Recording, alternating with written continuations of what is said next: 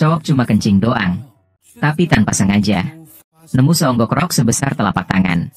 Tapi dia nggak langsung teriak kegirangan. Malah deg-degan ngeliat ke arah temennya di belakang. Untungnya, temennya lagi sibuk benerin mobil. Jadi nggak nge sama tingkah anehnya. Sambil lega ngeluarin napas, cowok itu mulai mikir-mikir. Gimana caranya bisa ngedapetin hidup enak selamanya. Dengan yang berharta itu buat dia sendiri.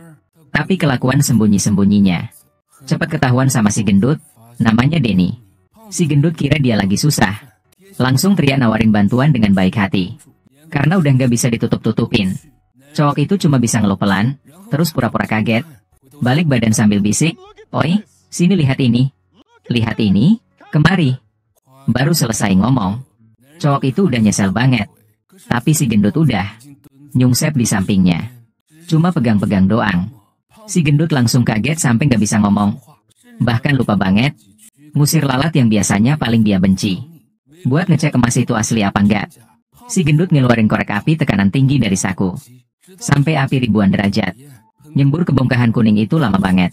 Pas lihat benda itu malah makin kinclong. Mereka berdua baru kegirangan sampai bengong. Diam di tempat selama setengah jam penuh. Baru mereka buru-buru ngambil sekop. Padahal awalnya cuma dikira cuma segumpal kecil. Tapi pas sudah capek gali sampai lemes, baru sadar itu cuma puncak gunung harta. Mereka gali mati-matian sepanjang sore. Tapi emas itu tetap nggak kelihatan ujungnya. Meskipun udah mati-matian pakai tenaga, tetap aja nggak bisa digeser sama sekali. Kelelahan, mereka ingat masih ada alat di dekat situ. Buru-buru ngambil tali, diikat kuat-kuat di atas gunungan emas. Mesin mobil muter-muter mati-matian di tempat. Tapi sampai tali baja putus, gunung emas itu tetap nggak goyang sampai akhirnya. Mereka berdua sadar, harta karun yang jatuh dari langit ini nggak bakal habis meski dipakai beberapa keturunan. Tapi mereka nggak sempat senang, karena di tengah gurun yang sepi ini, udah kedengeran suara lolongan serigala. Itu jadi ancaman terbesar buat mereka jadi kaya raya. Nggak rela nyerah, mereka berdua buru-buru ngumpulin ranting, nyalain api buat ngusir binatang buas. Sekaligus biar gak mati kedinginan di malam yang dingin. Saat ini mereka masih kompak. Tapi pas malam, masing-masing gak bisa tidur. Depan harta segitu gede. Mereka takut kalau tidur duluan bisa dibunuh teman sendiri tengah malam. Akhirnya cuma bengong awkward lama banget. Sampai si gendut yang gak tahan duluan ngomong. Si gendut bilang emas segitu banyaknya, pakai sumber daya yang ada sekarang, pasti gak bisa dibawa pulang. Jadi dia usul salah satu dari mereka balik duluan buat nyewa ekskavator, bawa perbekalan. Sementara yang lain tinggal jaga. Nanti bareng-bareng bawa emasnya dan jadi kaya raya. Depan solusi satu-satunya ini. Cowok itu meski setuju di depan, tapi dalam hati nggak sepenuhnya percaya sama si gendut. Dia takut kalau pergi duluan, si gendut bakal gerak juga. Cuma buat jagain emas biar dia tenang. Jadi dia maju sendiri. Bilang dia yang bakal tinggal jaga. Besok paginya udah sepakat. Mereka mulai bagi-bagi perbekalan yang sedikit itu. Tapi cowok itu nggak ngeh kalau si gendut lagi ngerencanain sesuatu. Sama sekali nggak curiga kalau si gendut bawa sebagian besar air, dengan alasan buat ngedinginin mesin. Soalnya cowok itu udah keblinger sama emas. Meski si gendut cuma ninggalin sedikit makanan, dia tetap percaya si gendut bakal cepat balik bawa ekskavator. Alasan si gendut ngelakuin ini juga karena takut kalau dia pergi duluan, cowok itu bakal nyari partner lain. Sebelum cabut, dia berulang-ulang bilang, suruh cowok itu nunggu di tempat sampai dia balik. Kalau kita udah kaya, semua bakal padan. Si gendut gak nyangka, baru aja pergi, cowok itu langsung gerak cepat, nutupin tambang emasnya. Terus, langsung kabur ke arah berlawanan. Tapi cowok itu bukan ngebohongin janji. Dia cuma takut emasnya ketahuan orang lain. Khawatir kalau dia yang pincang gak bisa ngelawan. Bahaya yang gak diketahui. Jadi, dia mutusin buat nyari tempat yang strategis. Meski cuma beberapa puluh meter dari emasnya. Tapi gampang dijaga. Sekaligus biar dia aman dari bahaya. Biar ada tempat perlindungan sementara yang lumayan aman. Tapi karena suhu beda jauh antara siang dan malam. Siangnya dia harus sembunyi dari panas. Malamnya harus nyari cara buat hangat dan musir binatang. Biar bisa bertahan sampai si gendut balik. Cowok itu cuma bisa usaha sekuat tenaga siang hari. Ngumpulin kayu bakar buat malam. Terus ngitung-ngitung konsumsi air dan makanan. Sambil ngebayangin jadi miliuner. Dan hidup enak nantinya. Dalam setengah sadar, dia ngelupain malam pertama jagain emas. Karena makanan dan air udah hampir habis. Setiap kali nyeruput, dia hati-hati banget. Si gendut bilang perjalanan pulang pergi butuh 5 hari. Sisa barang yang ada harus dia atur benar-benar. Takut kalau kepanasan di tempat ini bisa bikin air cepat habis. Meski sayang banget, dia cuma bisa bulatkan tekad. Bawa kayu bakar yang susah payah dikumpulin. Buat nyari tempat perlindungan yang lebih oke. Beruntung, dia nemu puing-puing pesawat. Yang cuma beberapa ratus meter dari emasnya. Dan jauh lebih aman dibandingkan pohon kering. Jadi cowok itu naruh barang-barangnya. Dan mutusin buat ngecam di situ. Baru aja selesai urusan bertahan hidup. Tapi hatinya masih kepikiran sama emasnya. Akhirnya karena nggak tenang, dia bikin keputusan. Ngerobek puing-puing pesawat. Mati-matian narik itu semua balik ke dekat emas. Samping tambangnya. Selesai ngurusin itu, dia kena ruam gara-gara panas. Lebih parah lagi, meski bisa jagain emas. Tapi karena tenaga udah habis banyak, sisa perbekalan gak bakal tahan lama. Dia duduk di samping tambang emas. Musir semua makhluk yang ngancem. Tapi tetap gak nyerah. Pakai batu buat ngetok sepotong kecil emas. Cuma sepotong ini, udah cukup buat dia hidup mewah seumur hidup. Tapi cowok yang gak puas ini, gak mau cuma gitu doang. Karena perbekalan udah tinggal sedikit. Dia cuma bisa telepon temennya. Ceritain kondisinya sekarang. Dan nyuruh si gendut buru-buru balik. Tapi si gendut bilang dia lagi susah. Rencana 5 hari nggak cukup. Nyuruh cowok itu cari cara buat bertahan lebih lama. Cowok itu kecewa. Cepet-cepet nutup telepon. Terus nyuluin semua kayu yang bisa dibakar. Hati-hati masukin ke api. Gara-gara takut dan kurang gizi, cowok itu mulai halu. Dia ngerasa cuma punya sebatang kayu. Ngadepin serigala di sekitarnya tanpa daya. Untungnya itu cuma mimpi buruk. Tapi pas bangun, dia harus ngadepin masalah dasar buat hidup. Air tinggal dikit. Kalengan juga cuma satu. Buat ngirit barang. Dia bengkokin tutup kaleng buat jadi corong. Hati-hati tuang air ke botol. Cuma nyeruput sedikit. Tiba-tiba dia kaget. Ada bangkai ular derik lagi merayap ke arahnya. Kalau dulu pasti dia langsung kabur. Tapi sekarang, ini kayak hadiah dari langit biar dia hidup. Dia buru-buru. Pelan-pelan ngeluarin pisau kecil. Hati-hati bikin posisi nyerang. Terus pas ularnya lengah, langsung nerjang ke depan. Tapi apes banget. Bukan cuma gagal matiin ular.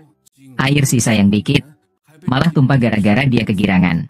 Putus asa, dia ngomel sendiri. Tapi udah kejadian. Cuma bisa manfaatin semua barang yang ada buat tetap hidup. Tanpa air dan makanan, dia bertahan 5 hari. Tapi puting beliung yang mulai kelihatan. Bagi dia benar-benar petaka. Buat hidup, dia mati-matian merangkak ke puing pesawat. Tapi baru aja lega. Ada tamu tak diundang. Ngetok kaca di belakangnya. Meski nyoba kelihatan garang, tapi cewek itu tetap nyamperin. Nanya dengan nada nggak enak apa tujuannya di sini. Cowok yang takut cuma bisa bohong. Bilang dia cuma pemulung. Bohongan gitu jelas nggak masuk akal. Soalnya siapa sih yang mau nyari barang di tempat yang bahkan kotoran burung aja nggak ada. Cewek yang cerdas sengaja minum air di depannya. Pengen maksa cowok itu buka rahasia biar bisa hidup. Gak nyangka cowok itu pilih duit ketimbang nyawa. Tapi dari gerakan menghindar cowok itu, cewek itu nemu sesuatu di tanah. Dan di balik bukit pasir, dia juga nemu gundukan emas yang cowok itu mati-matian sembunyikan. Kemah kecil yang kamu punya di sini. Gak mau bagi-bagi ya?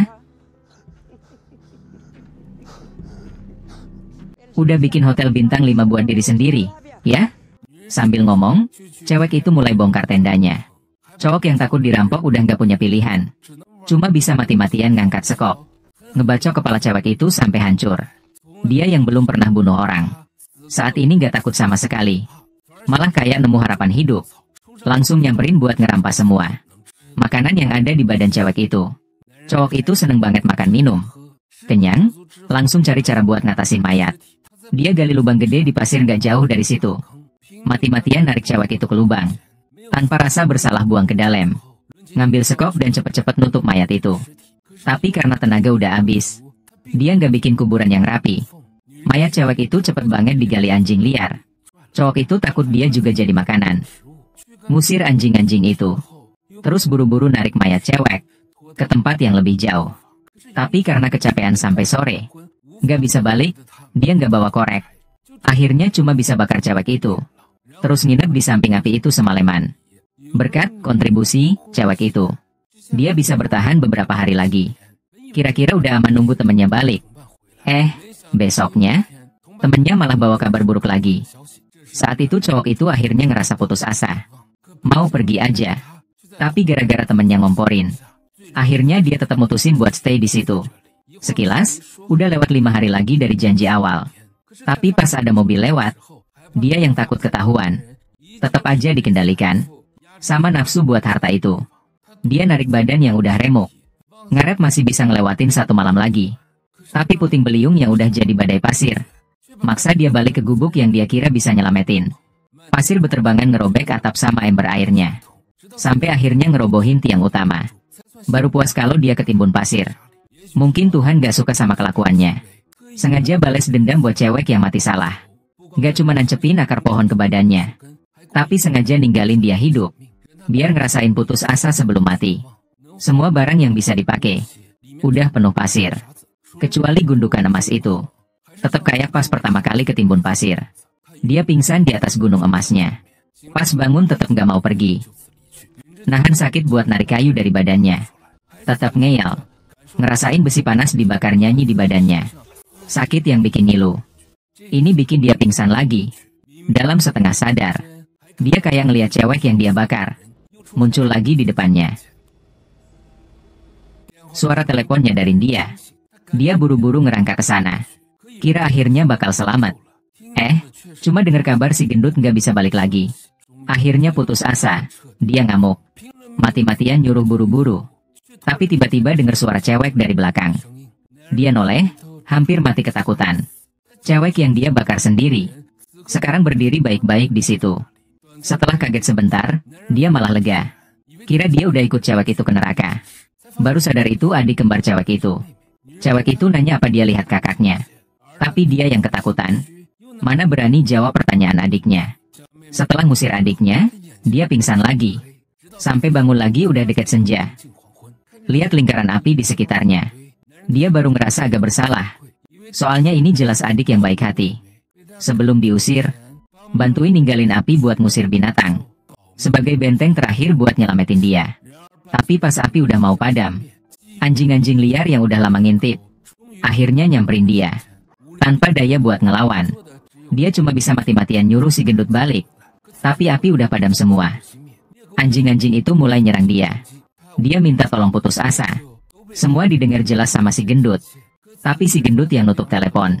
Lagi di bukit gak jauh dari situ. Pegang teropong, sambil nyengir puas.